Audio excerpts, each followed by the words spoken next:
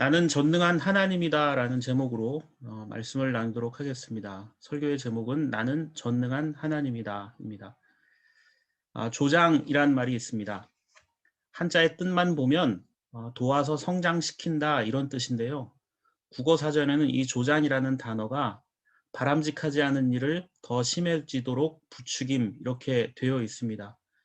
단어 자체는 좋은 말 같지만 그 의미는 매우 부정적입니다. 왜냐하면 이 조장이란 말이 생긴 유래를 알면 알 수가 있습니다.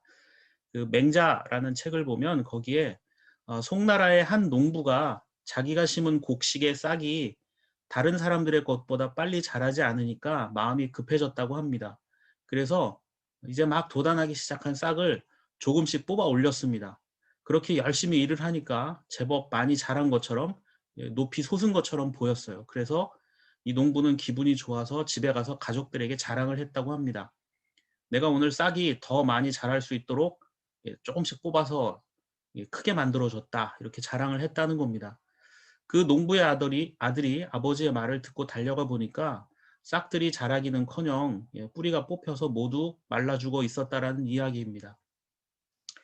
자, 맹자가 뭐라고 얘기했냐면요. 천하에 싹이 자라도록 돕지 않는 사람은 드물다.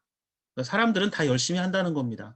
하지만 자라도록 돕는 사람은 싹을 뽑아 올리는 사람이니 이는 무익할 뿐 아니라 도리어 그것을 해치는 것이다. 이렇게 말합니다. 자, 열심히 하는 것, 누구나 다 열심히 하죠. 근데 더 중요한 건 바른 방향으로 가고 있는가 살펴야 합니다. 욕심 때문에 기다리지 못하고 싹을 들어 올리는 것은 어리석은 일입니다. 무슨 일이든 시간, 즉 기다림이 필요합니다. 하나님과의 관계에선 더 그런 것 같습니다. 내 뜻과 계획이 아니라 하나님의 뜻과 계획이 무엇인지 분별하는 지혜가 필요합니다. 오늘 세 번째 본문인 마가복음 8장 31절부터 38절에는 이런 분위기 조장을 잘못하다가 예수님께 책망을 받은 베드로의 이야기가 등장하는 것을 볼 수 있습니다. 세 번째 본문 앞에 있는 마가복음 8장 27절부터 30절 말씀에 예수님은 제자들에게 너희는 나를 누구라고 생각하느냐, 누구라고 하느냐 이렇게 물어보셨습니다. 그때 베드로가 예수님의 이 질문에 대해서 이렇게 답변을 합니다. 선생님은 그리스도이십니다. 이렇게 말해요. 자, 그리스도라는 말은 기름 부음을 받은 자라는 뜻입니다. 히브리 말로 마시아흐라고 하고 아람어로는 메시아, 헬라어로는 크리스토스라고 합니다. 자, 그렇다면 구약 시대에는 왜 기름을 부었을까? 이 기름은 구약 성경에서 피와 함께 생명의 구성 요소로 여겨졌습니다.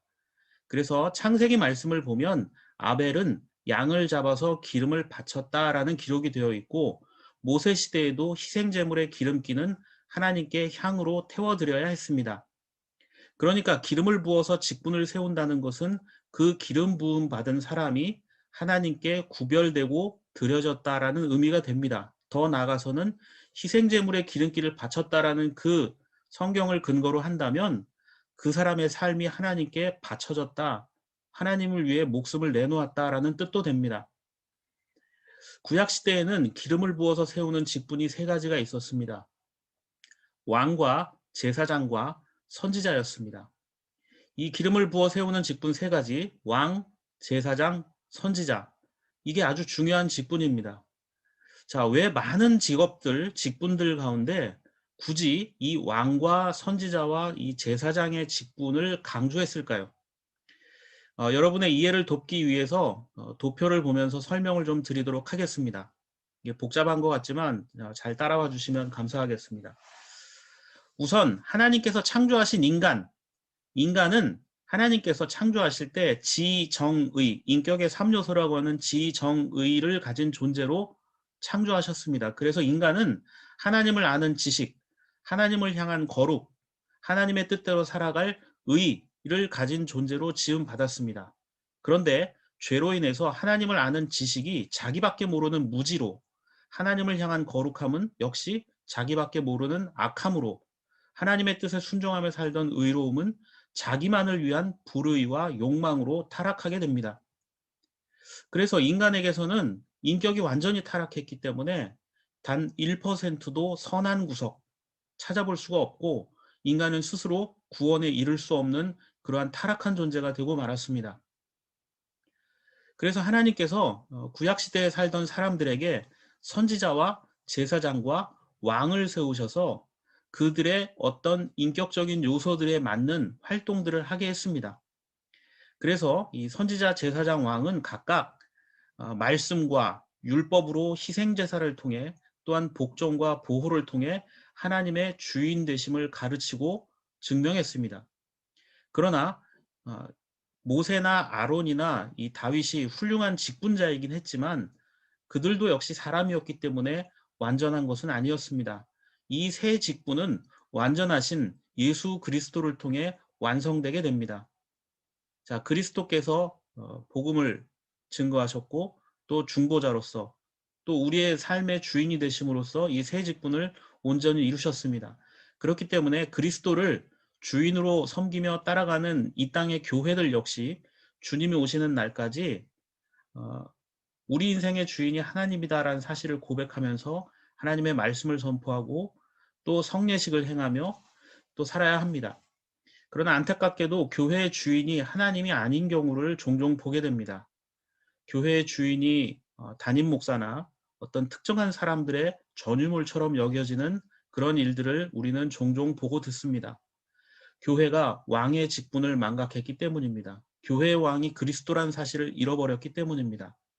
하나님의 말씀을 빙자해 특정한 정치 이념이나 성공주의를 이야기한다면 교회가 선지자의 직분을 망각한 것입니다. 무엇보다 교회가 세속적인 집단과 다를 바 없는 방식으로 이익을 추구하고 예배와 신앙을 인간의 욕망을 충족시키는 도구로 전락시킨다면 그것은 교회가 제사장의 직분을 망각했다는 증거입니다. 이 세 가지 직분에 대해서 자세한 설명을 하자면 아마 몇 주 동안 연속해서 설교를 해야 될 것 같기도 합니다. 아무튼 베드로는 그리스도께서 왕과 제사장과 선지자의 직분을 감당하기 위한 구원자다라는 사실을 알았을까요? 그리스도라는 그의 고백 가운데에는 베드로가 보기에 주님은 그리스도가 맞습니다. 그런데 베드로가 말한 그리스도는 기름을 부어서 백성을 섬기고 하나님께로 저들의 삶을 인도하는 그런 그리스도와는 거리가 멀었습니다. 베드로가 예수님을 향해 그리스도라고 고백한 것은 권력과 권위 그 자체였습니다. 지금 다시 자신이 따르고 있는 예수라는 사람이 어쩌면 크게 성공할 것 같고 자기도 무언가 한 자리 차지할 것 같은 기대감의 반영이었던 것입니다. 그도 그럴 것이 베드로가 이런 기대를 가질 수밖에 없었던 것은 예수님께서 바다를 잔잔하게 하시거나 귀신을 쫓아내고 또 병에 걸린 여인을 치료하거나 또 죽었다 살아나는 그런 딸의 모습을 보여주기도 했고 오병여의 기적과 또 물 위를 걷거나 병자를 치유하고 앞을 못 보는 사람들을 보게 하는 일들을 베드로는 직접 눈으로 본 제자였습니다. 그걸 보았기 때문에 확실한 겁니다. 이 사람을 따라다닌다면, 예수를 따라다닌다면 왕이나 제사장이나 선지자의 버금가는 그리스도를 따라간다면 야, 줄만 잘 서면 권세와 명예를 얻을 것이라 여겼을지도 모릅니다. 그런데 베드로의 기대는 여지없이 무너지고 맙니다. 마가복음 8장 31절 말씀에서 예수님께서 베드로의 이런 고백과 달리 그리스도십니다라는 그 고백과 달리 예수님은 고난을 당할 것이고 배척을 당하고 심지어 죽임을 당할 것이다라는 말씀까지 하셨습니다. 베드로는 자기가 기대했던 왕이나 선지자 제사장 같은 거창한 이름이 아니라 배척당하고 죽임을 당한다라는 말에 굉장히 실망했을지도 모릅니다. 그러니까 주님의 이런 설명이 심지어 죽게 된다라는 말까지 들었을 때 베드로는 견딜 수가 없었던 것 같습니다. 다시 부활하실 것이다. 사흘 후에 살아난다라는 이야기는 아예 귀담아 듣지도 않고 베드로는 예수님이 고난당하고 죽을 것이다라는 그 말을 듣자마자 주님을 향해 이런 말을 합니다. 32절을 다른 번역들과 함께 좀 보여드리겠는데요. 글씨가 좀 작을 수도 있습니다. 자, 개역 한글이나 공동 번역 성경을 보면 뭐 예수님께 베드로가 이렇게 뭔가 간절히 부탁하는, 간청하는 것처럼 되어 있습니다. 그나마 개역개정 성경은 항변했다라고 이렇게 나오고 있는데 우리가 읽은 새번역 성경은 뜻이 좀 거칠게 나와 있습니다. 베드로가 예수를 바싹 잡아당기고 그에게 항의하였다 이렇게 되어 있습니다. 여기서 바짝 잡아당긴다라는 말은 헬라어 문법에 중간태라는 그 문법이 있습니다. 중간태는 뭐냐면 능동태도 아니고 수동태도 아닌 좀 애매한 상황일 때 사용하는 겁니다.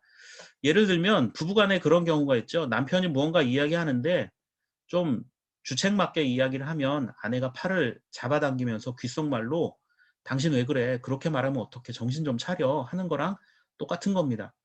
지금 베드로는 예수님을 잡아당기면서 작은 소리로 예수님에게 항의하고 있는 겁니다. 그런데 이 항의라는 단어가 스승과 제자 사이에 쓰이기는 적절하지 않은 단어를 사용하고 있습니다. 에피티마오라는 단어인데 꾸짖는다는 뜻입니다. 그러니까 베드로가 예수님을 잡아당겨서 꾸짖었다 이런 뜻입니다. 자, 이 꾸짖는다는 에피티마오라는 단어가요. 예수님께서 귀신을 쫓아내실 때도 사용합니다. 그래서 33절 이어지는 예수님의 말씀을 보면 베드로를 자기적으로 끌어당기고 헛소리 그만하세요라고 베드로가 이야기하니까 예수님 역시 사탄아 내 뒤로 물러가라. 너는 나의 일을 하나님의 일을 생각하지 않고 사람의 일만 생각하는구나 라면서 꾸짖었다라고 되어 있습니다. 자, 제자를 향해서 꾸짖는 것도 모자라서 사탄이다 이렇게 표현했습니다. 조금 심한 표현이 아닐까요?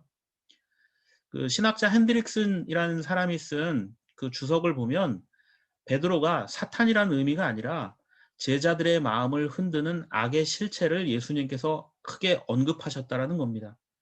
그런데 그냥 물러가라 이런 말씀을 하시지 않고 내 뒤로 물러가라 이렇게 말씀하셨죠. 왜 이런 표현을 했을까요?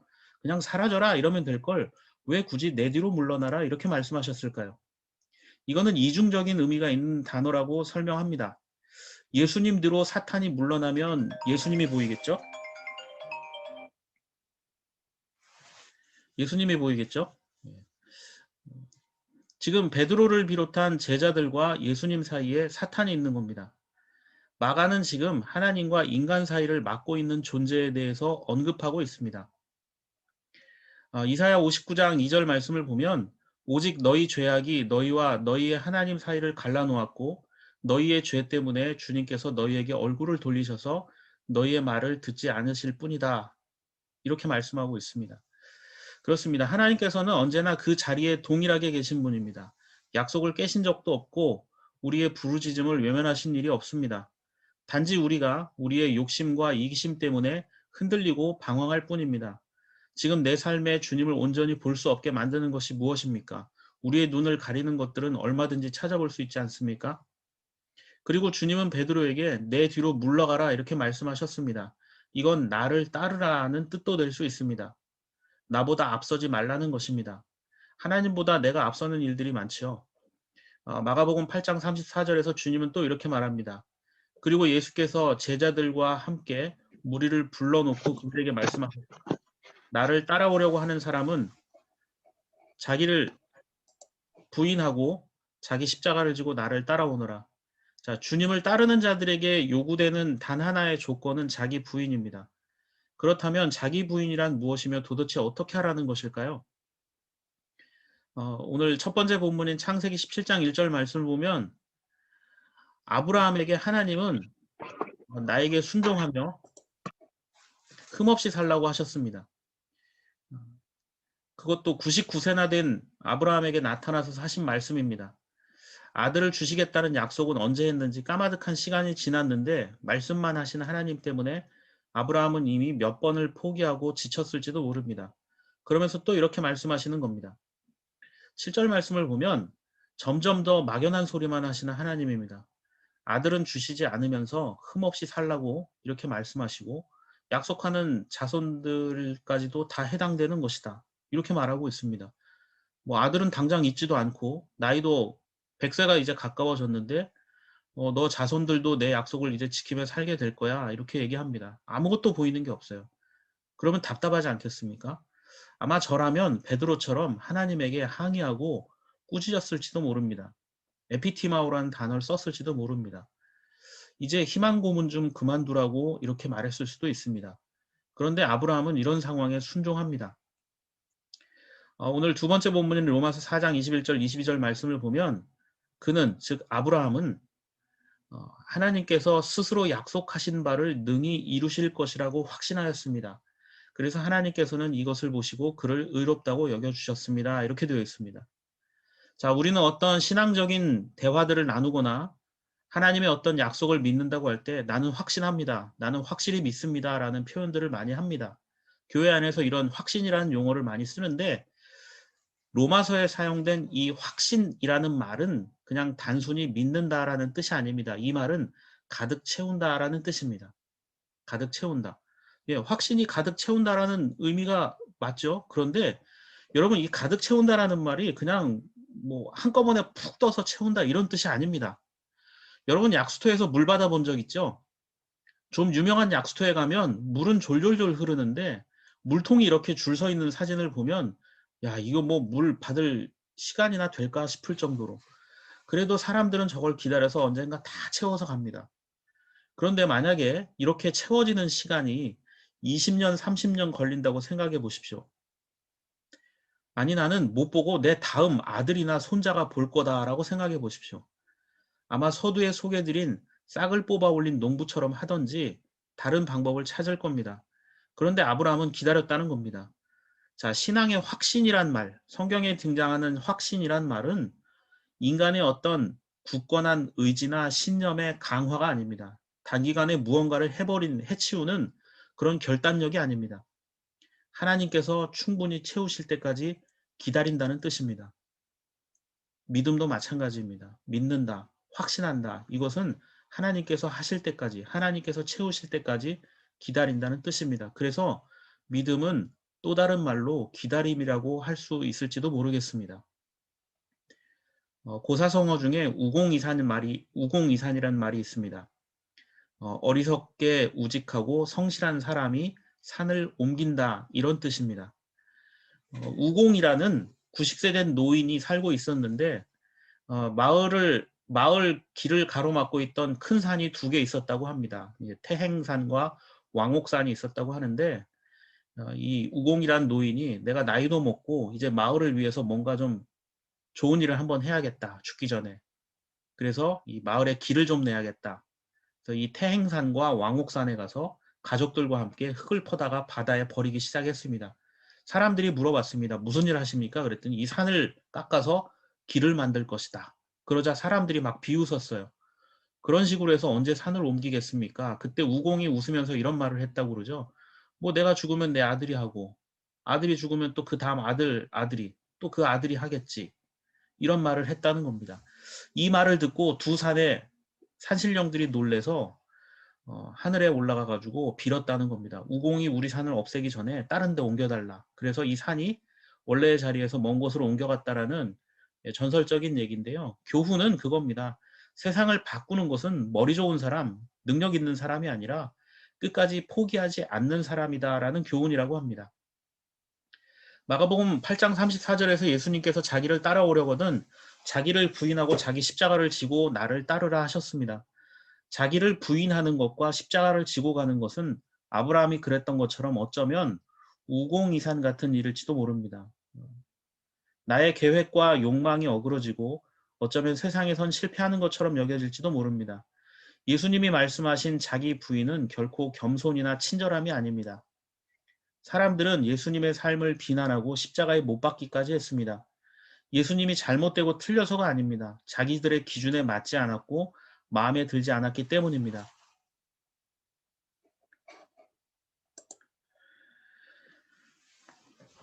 그렇게 내 마음에 들지 않는 상황 속에서도 하나님의 때를 기다릴 줄 아는 것, 그것이 바로 자기 부인입니다.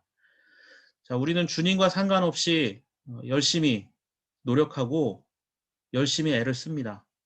조금 느리고 답답해 보여도 주님이 원하시는 것인지 묻고 우리는 또 물어야 합니다. 주님께서는 나를 따라오라고 하셨지 너 알아서 가라.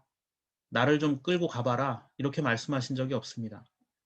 내 뜻과 계획보다 언제나 주님을 앞세워 드리는 것이 또한 자기 부인입니다. 어떤 중요한 순간에 주님은 무엇을 원하실까를 묻는 것. 그것이 겸손한 자기 고백이 되어야 합니다. 나를 따르라고 함께 하시겠다고 하신 그 주님의 약속을 믿고 살아가는 저와 여러분의 삶의 모습이 되기를 바랍니다.